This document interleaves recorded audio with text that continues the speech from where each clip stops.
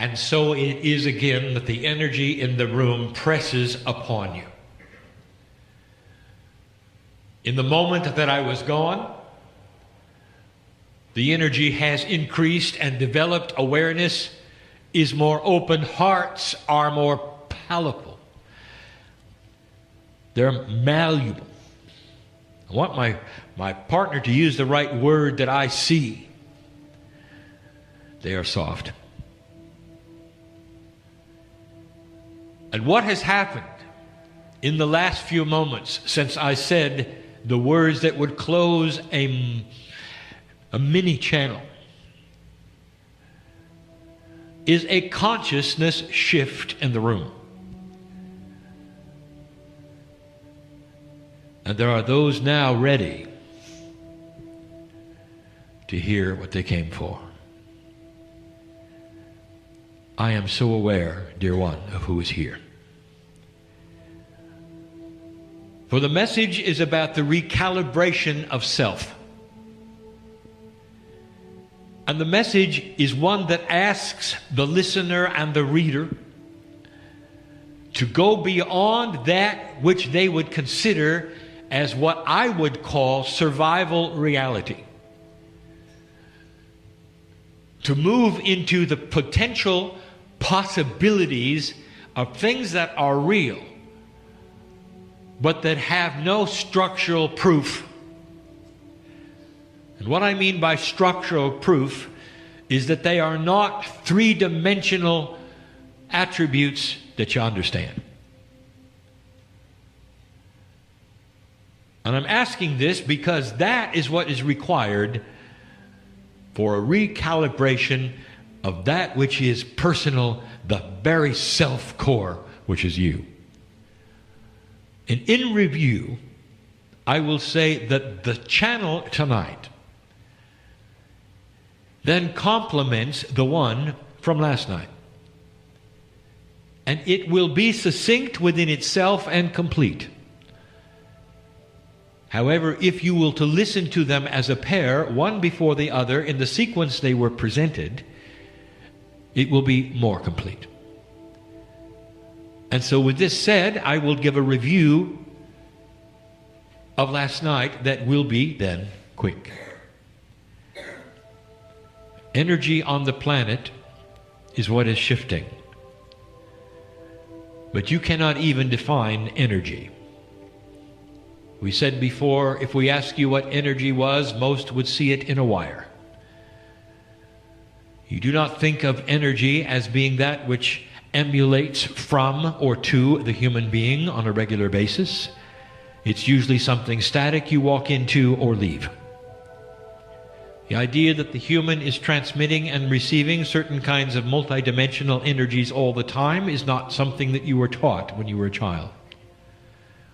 To come into that realization is to think that things are odd, spooky, weird, because you cannot assign any kind of attribute which is consistent and constant to any of it. Therefore, it is outside of the purview of what you would call that which makes sense and is formulated and empirical. And how are you going to get used to something that you don't understand? And that is what we're asking you to do. In addition, you have those things which restrict your belief or which are connected to human bias. And the one we have talked about last night and the night here is that balance on the planet inside you and your perception of dark and light. And we ask you to please understand that darkness has no intelligence.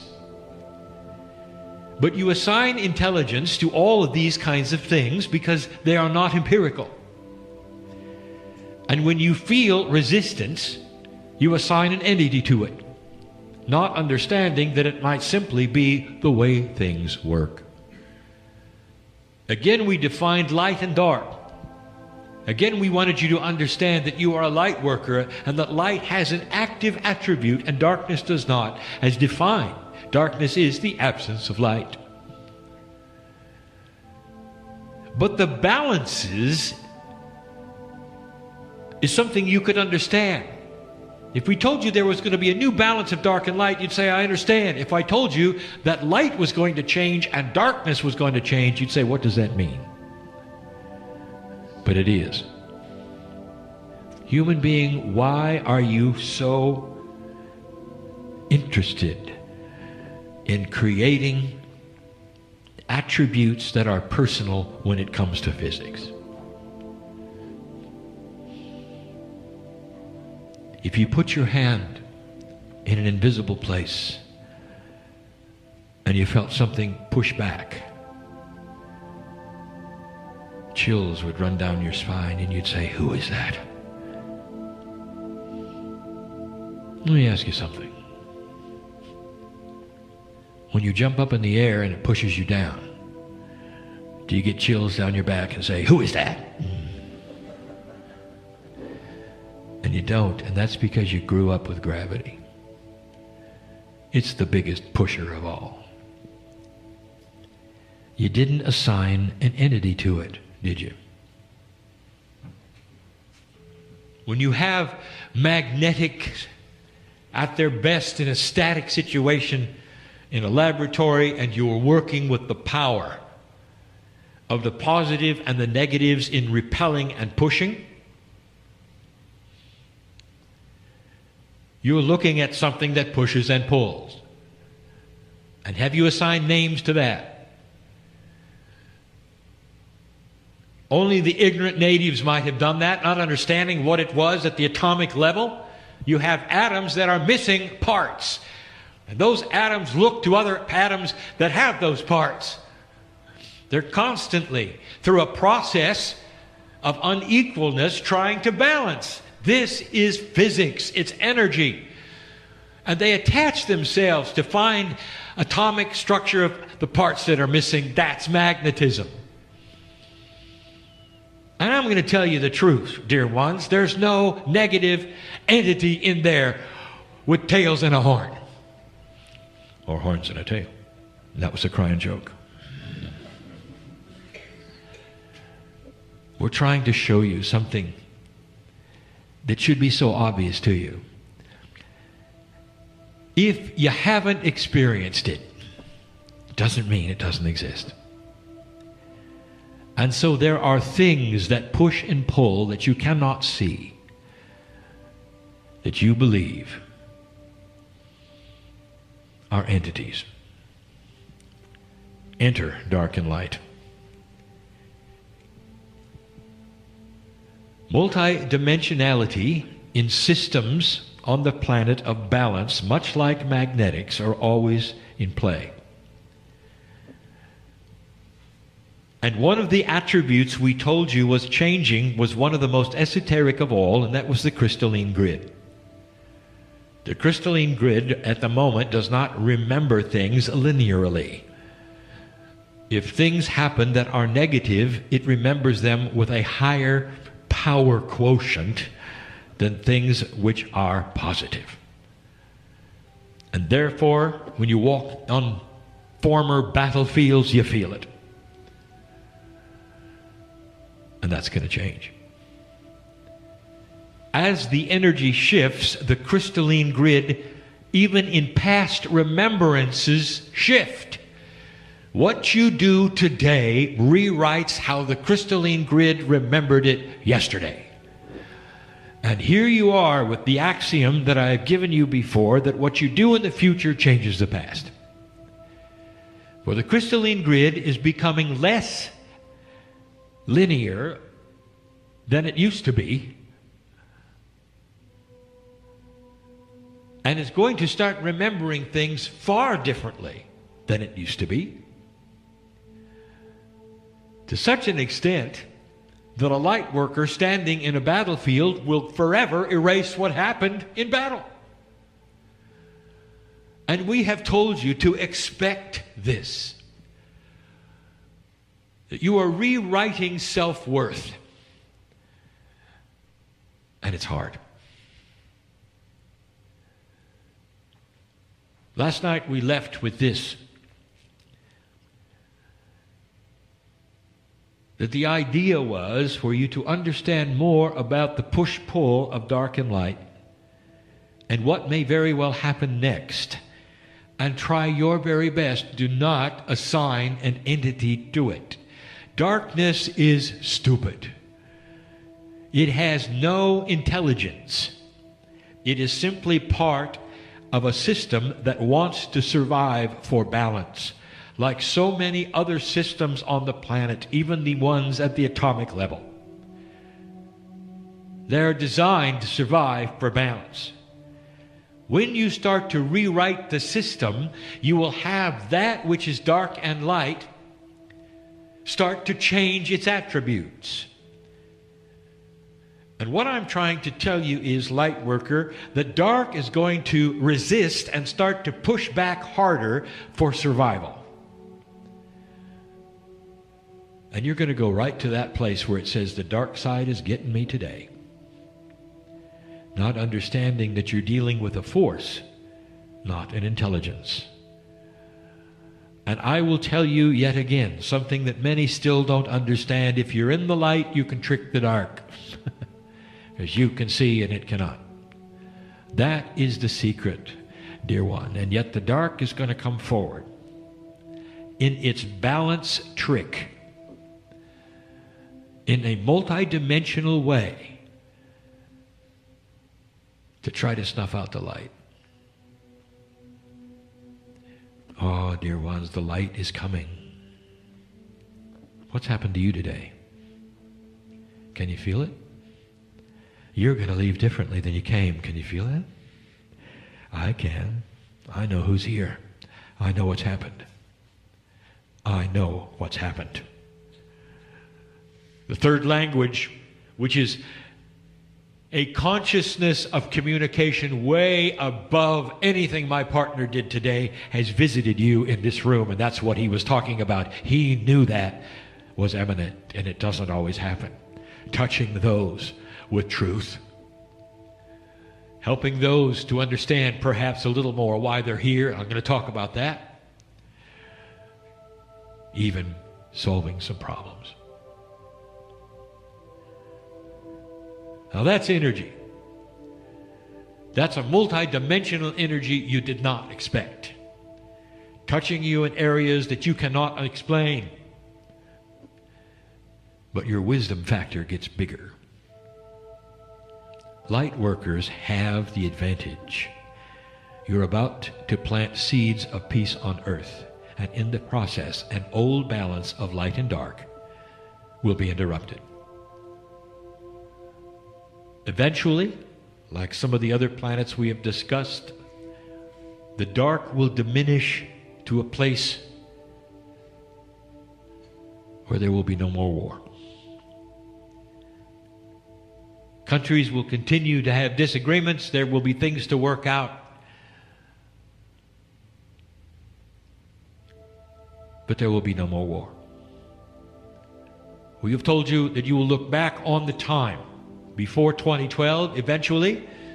I have no clock. I cannot tell you when that will be, but I can promise you this, that humans will look backwards to today and say, you were barbaric. And of course, that will be you looking back. That's how different it can be. We talked about the Bridge of Swords. We talked about a battle coming. This is it. You're in it. The swords are metaphoric for celebration. You walk through a bridge of swords during marriages and celebrations in military, and not. Spirit puts them and crosses them in battle before you, and you walk underneath them, light worker, on your way to the battlefield of a realignment of self. But it isn't going to be easy. So let us describe in this short time what we did not talk about yesterday. Let us itemize some of the things that the dark, in its darkness, will bring to you to look at. And if you know it's coming, you can conquer it. What do you think darkness would do that would quench your light? Now, although it is not intelligent, as we discussed last night, if a human takes it and wishes to work with it, the human adds a consciousness of evil on purpose. Therefore, it's darkness that is enhanced by other humans who wish to keep it alive. Darkness by itself is innate. Darkness with the help of a human being's consciousness is evil.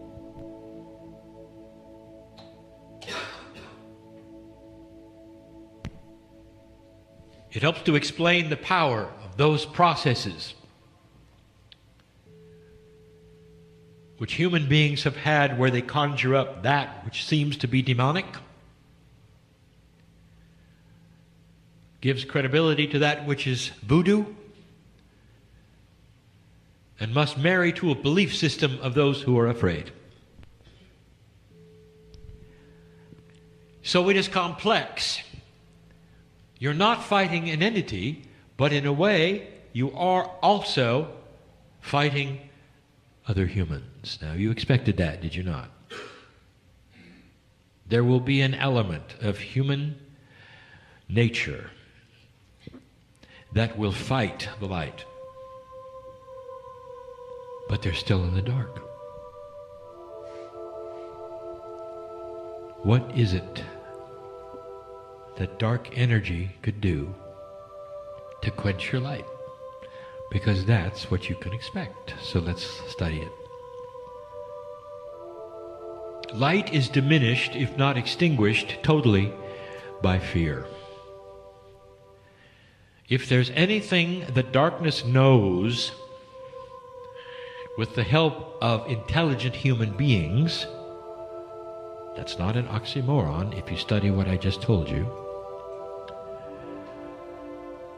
It knows that if you are afraid, it won.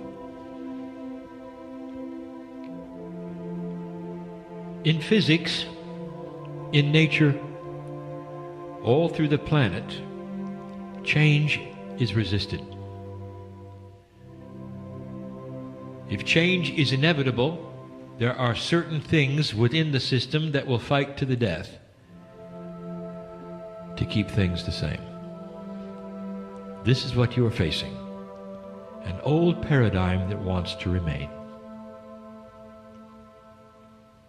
In human terms, sometimes it will be greed, power, comfortability with the way things used to be, and all of that is going away. So the darkness is almost like a reservoir for those who wish to create a system that used to be, and they will not survive, and they will not win. But you are the light worker planting the seeds. Here's what to expect. If they can make you afraid, they'll win. Now, those who are listening, those who are reading, those in the room, you might say, I am not afraid, Kryon. I have the love of God in my heart. I am not afraid. I'm not even afraid to die. I know about the circle of life. I know about the love of God, and I am not afraid.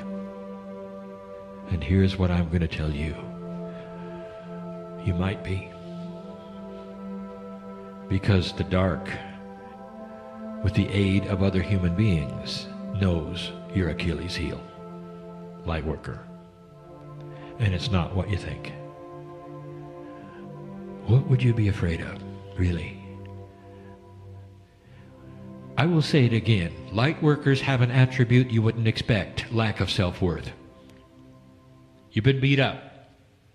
I've said it before. I said it last night. Many of you have come in not even knowing what was going to happen this time, but the potential was there that you would hit this marker and move past it. And you have. But oh, how many lifetimes did they sacrifice you because you were strange or had power or could see colors or worse, could heal people. So you come into this lifetime powerful in light and weak in worth. And you know it. And so what is it you would be afraid of? I'll tell you. Number one, are you really correct?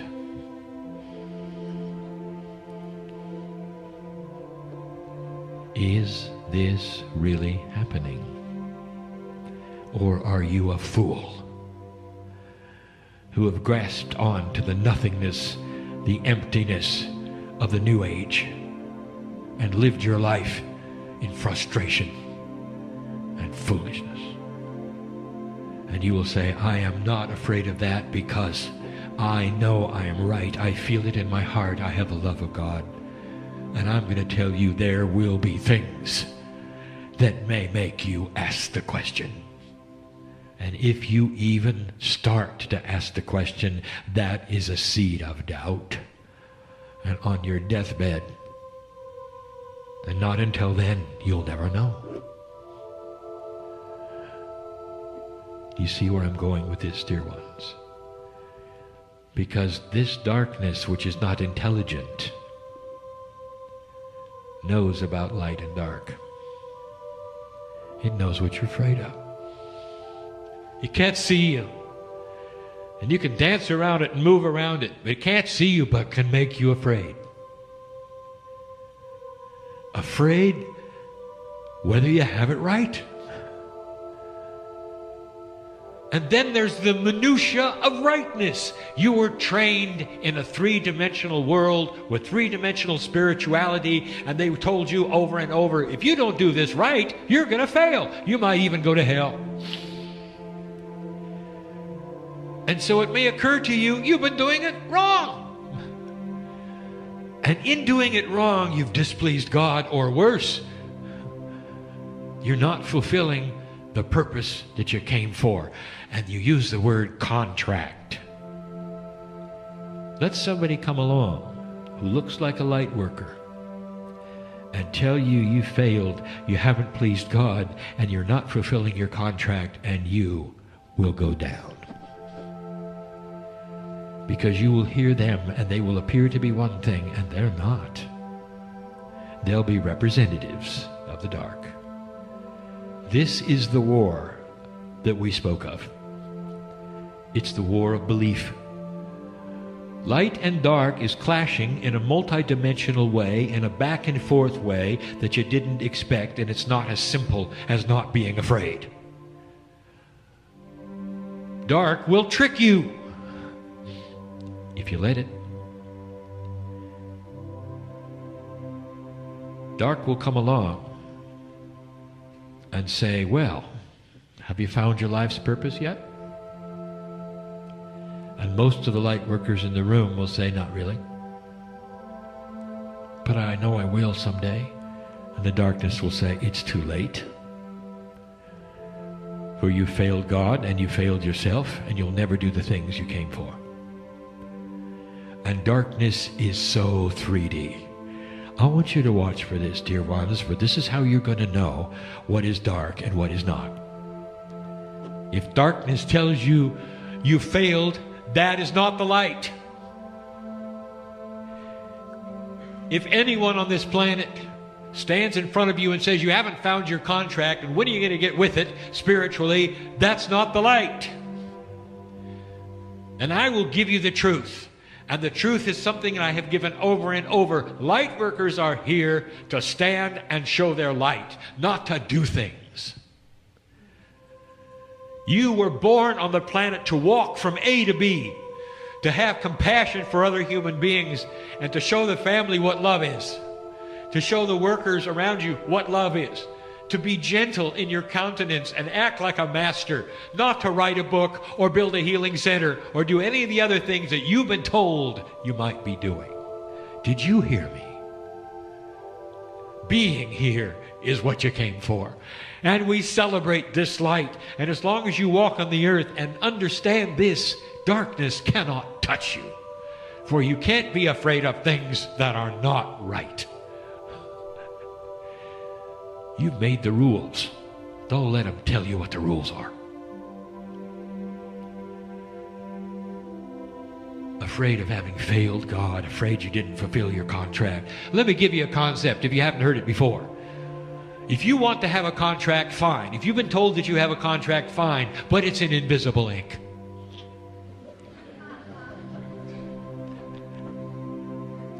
And you say, no, it isn't, because I wrote it and I remember what it's supposed to be, and I'll tell you, well, it disappeared last night. And that means you can rewrite it tomorrow morning. How about that? And the dark is going to come and say, no, you had a contract to come in and suffer. Don't you know that? You know that you're never going to have a day where you're never going to make it. Things are going to get better and you're going to be swatted down again because you came to suffer. Has anybody told you that? Yes. And I want to tell you, meet the darkness. For that's the battle. Your self-worth is your Achilles heel. Old soul. What are you going to do about it? I want you to understand that there is a process available. When you start rewriting that part of your DNA, not living another 18 or 19 lifetimes until you feel better, but you do it now. I want you to envision that which is perfect in you, which is the love of God in you at its perfection, and I want you to claim it. See the light a different color and walk from this place capturing something you never thought you'd have, because you're going to need it. Briefly, I would like to tell you some things that may happen that are going to make you afraid. The potentials are afoot for the darkness to work the puzzle in ways you might not expect. Just when you think you are working for a better peace on the planet, there may be a small war. And what are you going to do with that? Are you going to throw up your hands and say, I knew I was wrong? Darkness won? Or are you going to look at it and say, I see the deception. Humans are simply being humans. It's not going to last long. And it's going to be intolerable to those around it who didn't create it. Intolerable. I want to tell you, the young people of this earth do not want war. They do not want war anywhere. And if it occurs, it's going to be the elders who did it. And the young people are going to slap them down for it. But in the meantime, you're going to look at it and go, what's happening? I thought things were going to get better. What's one of the worst things that could take place that would make you doubt? And I will tell you what to look forward to and what to expect. It's something you didn't think could happen, a split in the new age. You might have to make a decision. Or not. I encourage you not to participate in a split of any kind. If you have a consciousness which has no boxes to get in, how can it split? If you have a consciousness where there is no membership or doctrine, how can it split? And yet there will be those who say, well, the processes are the processes and you're not doing the right thing. Therefore, we cast you away. You're no longer a light worker. Welcome to the human being who always takes divine things, puts their own spin on it, and gets into their own box and calls you wrong. And what are you going to do with that? In your own backyard, with people perhaps you love, what are you going to do with that? And I want to tell you what you should do with that. Here comes a should. It's the same should I gave you before once. It's the only should that Kryon is ever going to give any human being. And that is, you should capture that which is the love of God and don't let go. Don't let the intellect trick you. into thinking you got to go one way or the other. If you hold the Master's energy, nothing can touch you. Let them go and be and do. Meanwhile, you're going to plant seeds on the planet. That's why you came. There'll be conspiracies. Not really. Not really. But they'll tell you there are, and they will be believable, and they will be ugly. Darkness loves this, for conspiracies love the dark. And they function so well, because nobody knows if they're real.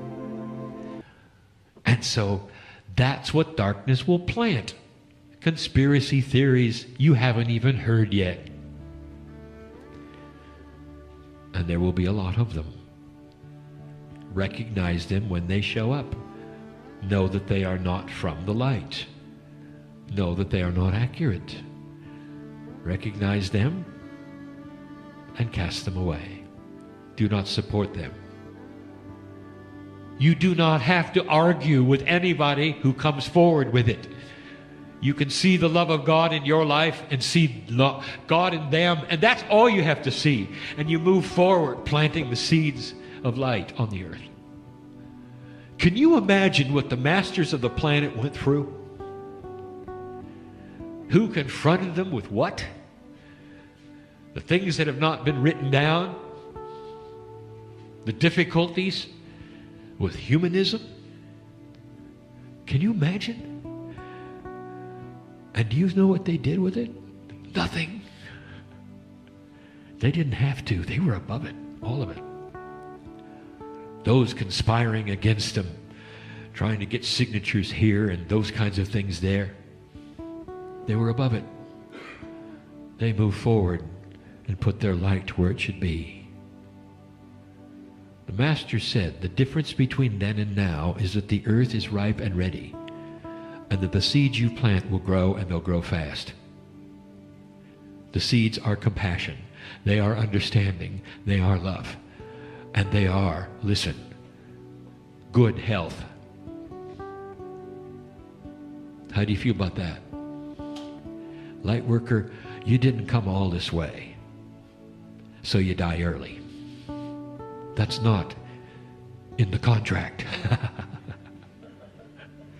Maybe the old contract you think you had, or somebody told you had, or the one that you made up.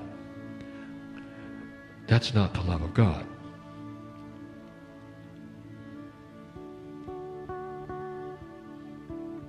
We want you to stick around. Make this life as long as you can make it in good health and productive. There are things before you which will actually use you.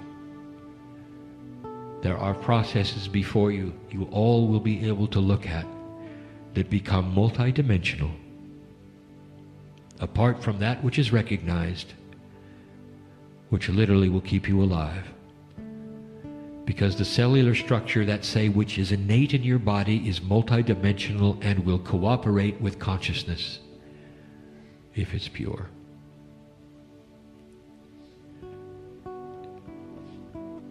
This is not a frightening message. And do you know why? Because darkness doesn't have a chance. I tell you these things mainly for those who are reading and listening in other places, who may not have that which you have, which is the multiplicity of lifetimes and wisdom placed upon you in this room. Those here in the chairs know better. Some of you have fought the battle already. Some of you know exactly what I speak of. Look for these things which I have given you today as proof that what I bring you is true and real. The potentials are there. Darkness, it doesn't have a chance. The humans who will then use the darkness will realize after a while it doesn't work. Watch for this as well. There will be those who try to recreate race war. And what might have worked 40, 50 years ago is going to fall on its face because no one will join. They'll be shocked. No one wants to cooperate. They'll be surprised.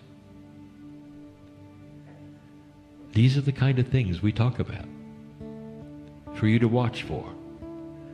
Those who are interested in creating things from the past that worked for them, which were negative and ugly,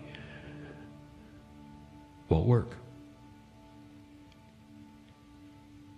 I'll mention the T word, terrorism. There'll come a day, dear ones, when the few terrorists who are left will not be able to recruit anybody. Because there'll be an acknowledgement, even within their own circles, it doesn't work. And slowly, the humans who would then use the dark will pass. Then darkness is truly stupid and innate. And slowly, you'll see a planet that changes consciousness. And the seeds that you planted in the love and the compassion of God, without fear, will bloom and grow. And yes, you'll be here to see it. And that may be another Kryon joke. Do not fear death.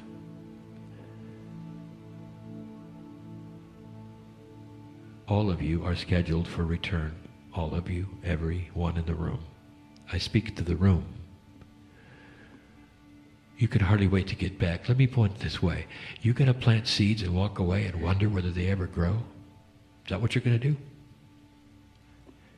You're going to go through all this trouble of hundreds of lifetimes to get to this place where the energy is cooperating with you, where the actual fields are fallow? Or not? You don't know. You won't know unless you come back and watch them grow, or not. Oh, they will. But you don't really know, do you? And I'm going to tell you, because I'm meeting them every day, the light workers who are passing are standing in line. I'm next, I'm next, I'm next, I'm next, I'm next, because they know they're coming back. And when they awaken, they will awaken with the knowledge of a new energy, because the new energy promotes this. You're not going to have to go through what you did before. You're not going to come in stupid and then wonder if you're going to wake up and go through a couple of lifetimes and say, well, I didn't. As a young child, shortly after you realize who you are, you're going to start having the visions truly of what you've done, and you're going to turn to this compassionate way. There'll be 8- and 9-year-olds who you can look in their eyes and they'll say they've awakened way too early. They know who they are. You think an indigo is a handful, wait till you see what they are. Little shamans walking around. Difficult. You don't know what to do with them. Little monks. It's a whole other system we have never even described. Ask a Pleiadian. He'll tell you what it was like. She'll tell you what it's like. What I'm telling you is that when you come back, dear ones, it's not going to be the way it was this time. All of the knowledge you learned this time will be available instantly with free choice. And you will walk wise even before you're 20. Wouldn't you like that? You won't make the same mistakes. You're not going to have to learn through relationships that don't work what works, because you come in knowing what works. How about that? You'll come in with the ability of facing off with another human being and knowing whether they have integrity or not, so you won't make a mistake and have betrayal. How about that? And I'll tell you what you're going to be looking for. You're everywhere you go, you're going to be looking for you. The seeds that you planted, you want to check them out. And I'm not going to explain that, just to say that you'll know that they're growing. And the earth will be a little lighter for it. And there will be more compassion for it. And there'll come a time when you'll look at it and go, I did this. And your self-worth will soar in a way that's appropriate, not the ego, but the God self. And you will say, it is well with my soul. And you'll know why you're here. So go and do it.